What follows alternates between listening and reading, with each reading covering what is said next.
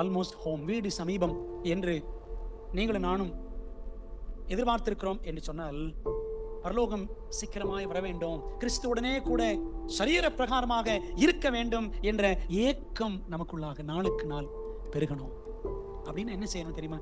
இங்கேயே இந்த உலகத்தில் இருக்கும் பொழுதே நாம் தேவனோடு நேரம் செலவிடுவதற்கு தாகமுள்ளவர்களாக இருக்க வேண்டும். முதலாவது தேவனுடைய ராஜ்யத்தை நீதியை தேடுங்கள். மத்தேயு 6:33 படிக்கிறோம். ஒவ்வொரு நாளும் முதலாவது தேவனை தேடுகிறோமா?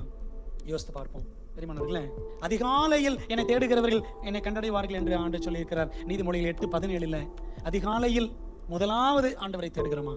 தேவனோடு அந்த நெருக்கம் இங்கேயே இருந்தால்தான் அந்த பரலோக ஏக்கம் நமக்குள்ளாக உண்டாக முடியும்.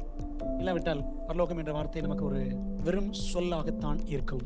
So it's time to become homesick or heavenly minded.